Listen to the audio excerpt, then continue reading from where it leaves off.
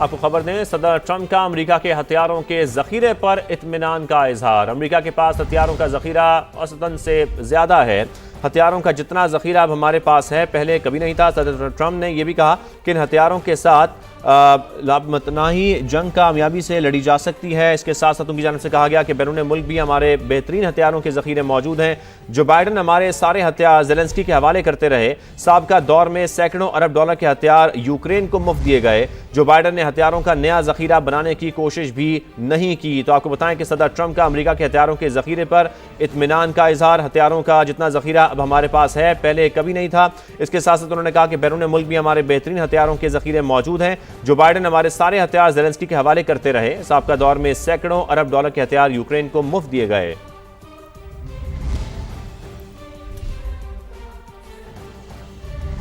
तो इस तमाम तर सूरत हाल पर बात करने के लिए साबिक सफ़ीर नखवाना हाशमी साहबा में ज्वाइन कर चुके हैं। नखवान साहबा, बहुत शुक्रिया समा को वक्त देने के लिए। यकीनी तौर पर सिचुएशन रूम से जैसे कि हम नाज़रीन को मुसलसल अपडेटेड रखे हुए हैं, जो डेवलपमेंट सामने आ रही हैं, जिस तरह से जो हमलों की तादाद है वो बढ़ती जा रही है। अमरीका और इसराइल की ईरान के साथ जंग अब नखवाना साहबा यकीनी तौर पर खित्ते में फैलती जा रही है। ईरान ने भी हमले तेज़ कर दिए हैं। मजमूई तौर पर जो इस वक्त सवाल है, बड़ा अहम सवाल, कि आप कैसे देख रही हैं इस तमाम सूरत हाल को? ये आग और खून का खेल आखिर कब बंद होगा? देखिए, इसमें तो कोई ताज्जुब की बात ही नहीं है कि ये आग खित्ते में फैल गई। बहुत अरसे से ये बात हो रही है और ये कोई 1-2 महीने 1-2 साल की बात नहीं है। हमेशा से ये बात चल रही है कि अगर ईरान पे इस किस्म का हमला हुआ तो ये आग फिर ईरान तक नहीं रुकेगी, ये पूरे खित्ते को अपनी लपेट में लेगी। और देखें, वही हुआ है। और ये खित्ते से निकल के खित्ते के बाहर के ममालिक, एक्स्ट्रा रीजनल स्टेट्स तक भी अब ये पहुंच गई। जहां तक खित्ते का ताल्लुक है तो खित्ते में ये इसलिए पहुंची है कि खित्ते में प्रीडोमिनेंटली देखिए इस्लामिक ममालिक है, चाहे वो गल्फ है, चाहे वो मिडल ईस्ट है, सेंट्रल एशिया है, साउथ एशिया में भी तुर्की है, पाकिस्तान है, बांग्लादेश है, आपके साथ मालदीव्स है। तो ये सारे मुस्लिम ममालिक हैं जिनमें से सिवाय चंद एक के तमाम जो हैं वो बेसिकली वेस्टर्न एलाइज हैं। और तमाम ममालिक में खास तौर पे जिन्होंने एनसर्कल किया हुआ है ईरान को, वहां अमेरिका के अड्डे हैं। तो जब आप अमेरिकन अड्डे वहां रखेंगे और वो अमेरिकन अड्डे जो हैं वो ईरान ही के लिए बनाए गए हैं, तो फिर ईरान क्या समझेगा कि आप उनके दोस्त हैं या दुश्मन। फिर आप अपनी फिजाई हदूद जो है उसे भी मुस्तकिल इस्तेमाल करने दे रहे हैं कि वो ईरान पे हमले करे। आप एक मिनट के लिए सोचिए कि अगर पाकिस्तान इस सिचुएशन में होता तो क्या करता? वही करता जो ईरान कर रहा है। क्योंकि जहां जहां अड्डे हैं अमेरिका के जो इजराइल को डिफेंड करने के लिए हैं, तो फिर ईरान को डिफेंड करने के लिए तो कोई नहीं है। तो वो उनका अंडर इंटरनेशनल लॉ बिल्कुल एक जायज हदफ बनता है। और जो भी ईरान एक्शन ले, मेरे अंदाजे से तो वो बिल्कुल जायज होगा, क्योंकि इस वक्त मुसलमान मुल्क जो उनके इर्द गिर्द है वो भी, और अमेरिका और इजराइल तो खैर उनके दुश्मन ही हैं। वो ईरान को बेसिकली सफाई हस्ती से मिटाने की कोशिश कर रहे हैं। बिल्कुल नगमाना साहब, आपके मुताबिक ईरान की जगह कोई भी मुल्क होता तो अपने डिफेंस के लिए वो यही पॉलिसी अपनाता, इस तरीके से अपना डिफेंस करता। लेकिन हमें साथ में जो हकीकत है वो भी देखनी है, और वो हकीकत ये भी है कि अमेरिका ने ईरान की जो पूरी क़यादत है उसका खात्मा कर दिया है। ईरान की आर्मी चीफ भी अब नहीं रहे हैं। तो ऐसे में अगर जंग को रोकना भी हो तो फिर बातचीत किससे होगी? अली लारिजानी मुज़ाकरात से इनकार कर चुके हैं। ईरानी फौज को कोई कमांड देने वाला कोई है या नहीं है आपके ख्याल में?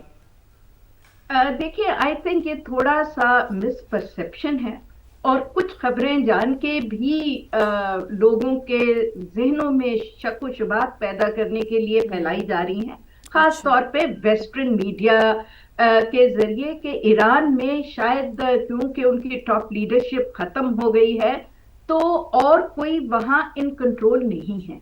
देखिए, ईरान जिस सिचुएशन में है पिछले 47 इयर्स से, उसने अपना बहुत ही जामे एक सक्सेशन प्लान तैयार किया हुआ है। आप एक लीडरशिप को खत्म करेंगे तो दूसरी पीछे तैयार बैठी है और बहुत आइडियोलॉजिकली स्ट्रांग है। अभी जो सुनने में आ रहा है कि उनकी जो लीडरशिप, उनके इमाम खामेनी को जो उन्होंने असैसिनेट किया है और अब उनके बेटे जो आए हैं इस वक्त, वो ज्यादा रेडिकल हैं और जो ईरान की फौज है और पासदारान है वो भी बहुत आइडियोलॉजिकली स्ट्रांग है। और ईरानी नेशन ने देखे पिछले 300-400 साल में किस पे उन्होंने हमला किया है, हमेशा उन पे हमले होते आए हैं और वो बहुत रेजिलिएंट है। और उन्होंने हर दफा ये साबित किया है कि चाहे उन पे जितनी रिस्ट्रिक्शंस लगा दें, जितना आप उनको तबाह करने की कोशिश करें, वो पहले से ज्यादा मजबूत होकर सरवाइव करके निकलते हैं। और अभी भी आपने देखा वो सरवाइव करके निकले हैं। तो ये समझ लेना कि शायद एक लेयर ऑफ लीडरशिप खत्म हो गई है तो वो बिल्कुल बहुत बड़ा खतरा है, ये गलत। नगवाना साहबा, कब तक सरवाइव कर सकेंगे वो? आपको लगता है उनकी इतनी कैपेबिलिटी है अभी उनमें कि इस हद तक उनके खिलाफ कार्रवाइयां भी की जाएंगी लेकिन तब भी वो मुकाबला कर सकेंगे? देखिए, उन्होंने कहा है और एक गैरतमंद कौम को जैसे कहना चाहिए कि हम खून के आखिरी कतरे तक लड़ेंगे, फिर अगर मरना है तो लड़के मरेंगे, ठीक है ना। इस तरह सरेंडर करके हम किसी का गुलाम बन के नहीं मरेंगे। सोचने का सवाल इस वक्त ये नहीं है कि ईरान की कितनी कैपेबिलिटी है, सवाल इस वक्त ये है कि जो इतनी ब्लेटेंट बिल्कुल अनप्रोवोक्ड जंग उन पे मुसल्लत की गई है, जिसमें अब खत्ते के ममालिक भी वेस्टर्न कंट्रीज का और पावर्स का साथ दे रहे हैं, ये कब रुकेगा? क्या उस वक्त रुकेगा जब इजराइल ग्रेटर इजराइल बना लेगा? ये उस वक्त रुकेगा जब बाकी मुस्लिम ममालिक को भी एक एक करके फिर ये खत्म हो जाएंगे? तो मतलब ये कब रुकेगा? सवाल ये होना चाहिए कि आखिर जो दुनिया की ताकतें, खासतौर पे मुसलमान मुल्क, ये तो बेसिकली एग्जिस्टेंशियल इशू मुसलमानों का है।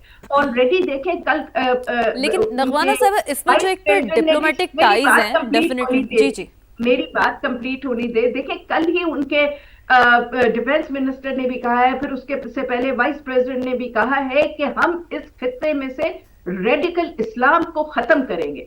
तो सवाल ये क्यों नहीं पैदा होता कि इस वक्त तो अमेरिका में भी रेडिकल क्रिश्चियनिटी है, इस वक्त तो इजराइल में भी रेडिकल जूडाइज्म है और इंडिया में रेडिकल हिंदुइज्म है।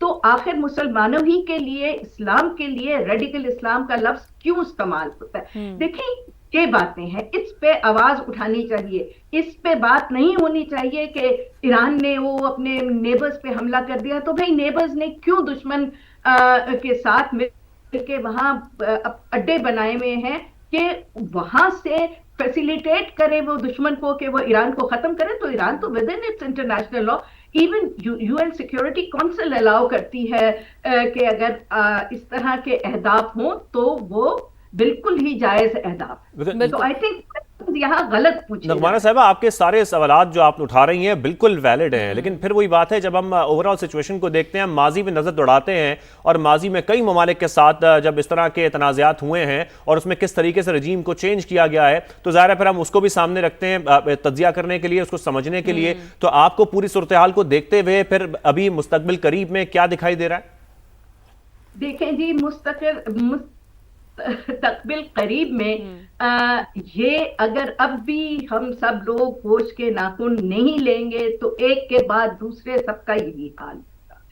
तो ये जब तक दुनिया इस प्रिंसिपल के अगेंस्ट नहीं खड़ी होगी कि ये एक रिजीम चेंज बिल्कुल ना लॉ अलाउ करता है, ना इंटरनेशनल लॉ अलाउ करता है, ना यूएन अलाउ करता है, ये कहीं नहीं है कि आप इलेक्टेड गवर्नमेंट्स को, बिकॉज वो आपके लार्जर इंटरेस्ट में या आपके एलाइज के लार्जर इंटरेस्ट में नहीं आती, तो आप वहां जाके उनके घर में जाके उन्हें कत्ल भी करें और उन पे खामखही वॉर मुसल्लत भी करें। ये वॉर पहले भी इजराइल ने और अमेरिका ने मुसल्लत की थी, अब भी उन्होंने ही मुसल्लत की है। तो क्या आप जो चैलेंज करना चाहिए वो इस प्रिंसिपल को चैलेंज करना चाहिए। ये नहीं करना चाहिए कि जी वो देखें वहां पहले भी हुआ है अब भी हुआ है तो क्या करें भाई, कोई प्रिंसिपल स्टैंड ले।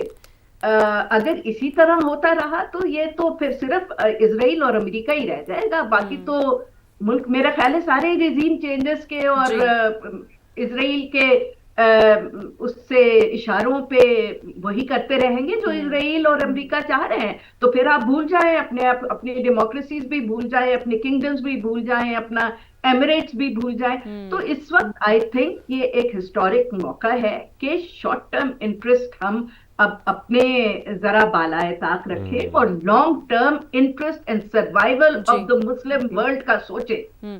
लेकिन नगमाना साहबा, इस तमाम तर जो आपकी गुफ्तगू है इसमें हम अगर पाकिस्तान के रोल को देखें बिलखुसूस इस सिचुएशन में, तो आप क्या समझती हैं पाकिस्तान का क्या किरदार होना चाहिए एक ऐसे वक्त में? डेफिनेटली जैसे कि आपने अपनी गुफ्तगू में जिक्र किया कि सऊदी अरब और कतर समेत दीगर अरब और खलीजी मुल्कों में भी ईरान अमरीकी अहदाफ को निशाना बना रहा है। And in your views definitely ये तो इसकी सिक्योरिटी काउंसिल भी इस हवाले से जो है वो इजाज़त देता है क्योंकि ज़ाहिर उनकी सॉवरेनिटी क्वेश्चन हुई है। लेकिन इस तमाम तर तनाज़ुर में coming back to my original question कि डिप्लोमेटिक टाइज को मद्देनजर रखते हुए, ताल्लुकात को मद्देनजर रखते हुए पाकिस्तान का क्या स्टांस होना चाहिए? देखिए, पहले तो एक बात आपको एग्री कर लेनी चाहिए कि जहां पे भी जो सिफारत खाना है वो फिर उस मुल्क की ही टेरिटरी है जिसका सिफारत खाना है। उसके अगर अड्डे हैं और आपने एक दूसरे मुल्क को इजाजत दे दी है कि आप वहां आए और अपने फोर्सेस रखें और अड्डे रखें, तो आपने तो खुद ही अपनी सॉवरेनिटी को कॉम्प्रोमाइज कर लिया है और आपने खुद अपने मुल्क को लेजिटिमेट टारगेट बना दिया है। तो इसमें अब ये है कि जहां तक मिलिट्री अहदाफ को ईरान टारगेट कर रहा है उस पर तो बिल्कुल वो जायज है, लेकिन अगर वो उन कंट्रीज के फिर सिविलियन टारगेट्स को टारगेट करता है तो यस, दैट इज रॉन्ग। इस वक्त ईरान सिविलियन टारगेट्स को नहीं कर रहा है, वो सिर्फ, और जो सिविलियन कैजुअल्टीज भी इन मुल्कों में हो रही हैं वो इन्हीं मुल्कों की सरजमीन पे जो बेसेस हैं उनसे जब वो मिसाइल्स को इंटरसेप्ट करते हैं तो वो मिसाइल फिर कहीं नहीं गिर जाता है, तो उसकी वजह से हो रही हैं। वो मिसाइल्स टारगेट हो रहे हैं अमेरिकन अहदाफ पे, इजरायली इंटरेस्ट पे। तो इसमें एक ब्लैंकेट कॉन्डमनेशन की तो मुझे कोई समझ में अनफॉर्चुनेटली बात नहीं आ रही, क्योंकि अमेरिकन अहदाफ तो बिल्कुल जो है उनके जायज टारगेट और वो करेंगे। बिकॉज जब आप एक मुल्क में बच्चे, औरतें, मसाजिद, अस्पताल सब कुछ वो करेंगे तो उनके लिए तो एग्जिस्टेंशियल इस वक्त मसला पड़ा हुआ है, उनको के लिए तो डू और डाई का मौका है। तो फिर जब आपने उनके दुश्मनों को अपने घरों में बसाया हुआ है, प्रोटेक्शन दी हुई है, इम्यूनिटी दी हुई है कि वो ईरान पे जिस किस्म का भी तूफान ढाना चाहे वो ढा दे, तो फिर आप कैसे कहते हैं कि जी वो ईरान गलत कर रहा है? फिर आप क्या करते?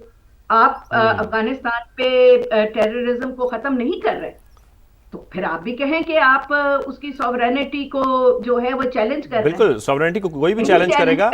बिल्कुल, यही भी देखें ना हम क्यों कर रहे हैं, क्योंकि अफगानिस्तान ने एक दुश्मन को अपने घर में बसाया हुआ है। तो फिर ये क्या सवाल है? देखिए, प्रिंसिपल के अगेंस्ट जाइए।